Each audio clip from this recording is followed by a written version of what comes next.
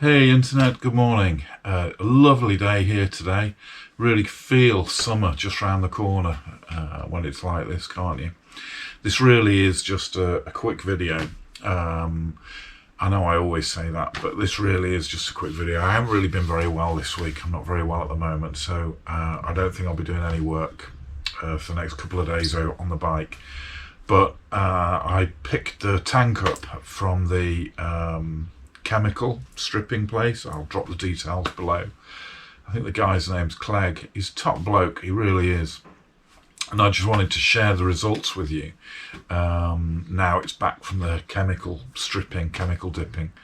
I did have, I think it's worth pointing out that one of the really useful comments that I had last time was about I suppose the dangers of having something chemical dipped if they haven't done it properly and they haven't put the correct neutralizer on it. It can cause the acid to continue to work, and then you can get leaks later on. Anyway, so I had a really good chat with the guy when I picked it up, and he said, well, you know, the most popular acid that they use for dipping is hydrochloric. He said it's really quick, it's really aggressive, it really does a good job. And he said, but they don't use it. He said they don't use it for a number of reasons, and one of them is it's sometimes difficult to neutralize it when it's finished. He said it is really quick. He said you can put something in and sort of 20 minutes later it's stripped clean. But he said, you know, it comes at a cost really. It's really aggressive with the material.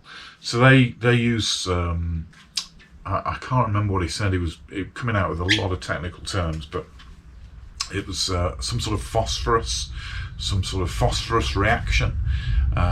He said, and it takes longer to achieve the same results. He said, for example, the tank's been in overnight to achieve the results that you'll see in a second. And he said, but it's a lot less harsh, and you don't get that instant flash off of rust as soon as it's rinsed. I'm pleased with that. So they've cleaned it all out after the process and coated it with some light oil as well. You know, very similar to an ACF 50, I think, a WD of some description. Let's have a look. So here it is, and it's looking absolutely fine. It really is looking a treat.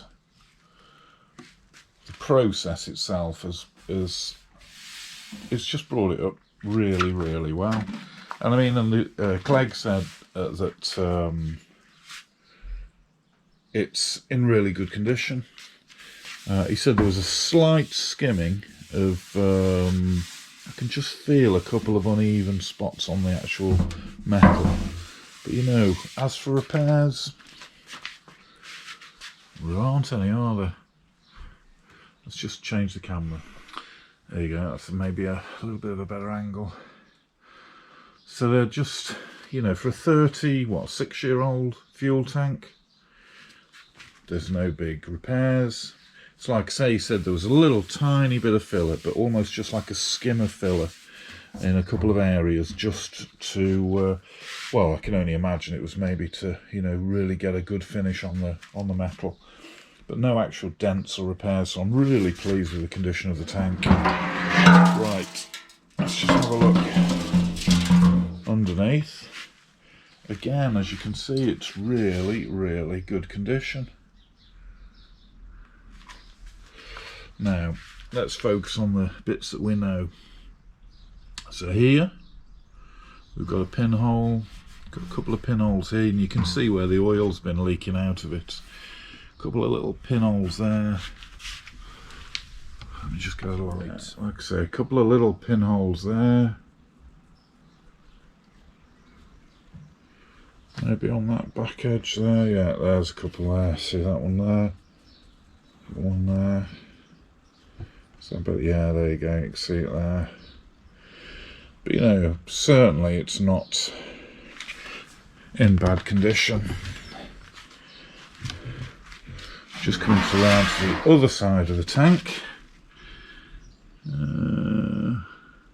again, maybe a little pinhole there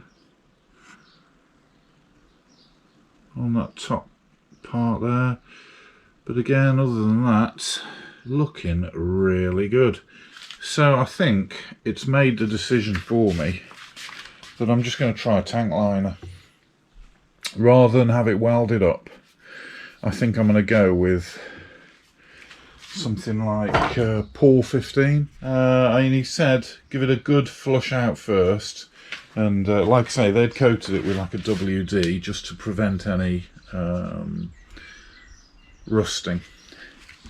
And he gave it me in a big bag to bring back. And he said just get it out of the bag, let it air off in the garage and dry off for a few days. You can feel it's a little greasy.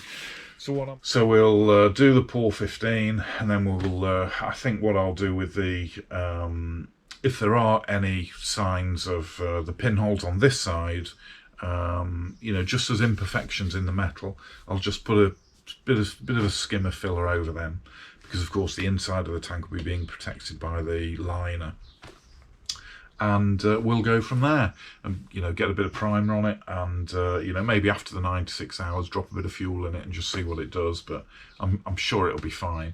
You know, let me know if you've got any comments about that. But you know, because the holes are so small, they really are pinholes. I mean, it was absolutely the right thing to do to clean the whole tank off, rather than just, you know, I mean, I was always going to go down as far as I could anyway, but I think this has really exposed the tank, so you can really see the condition of it. And I'm really pleased. You know, looking at this one, I might get the other one done as well now. I mean, this has only cost me 50 quid, including VAT. And if you think, if I'd have bought a load of the strippers and all that sort of thing, I don't know, some solvents and what have you, I'd have probably spent a load of money on that and then taken a ton of my time to do it, and it's no way it would have come out as good as this. So again, I'm really pleased. I'll definitely be using them again. Good. So it's like I say, sorry I'm not getting any work done today, but I'm not very well, but I thought you'd want to see the tank. So thanks very much. Hopefully give me a couple of days and we'll carry on working on it, but I'll get the Paul 15 ordered today so we can start doing that next week. Okay, thanks very much. I'll see you next time, internet. Thanks, bye.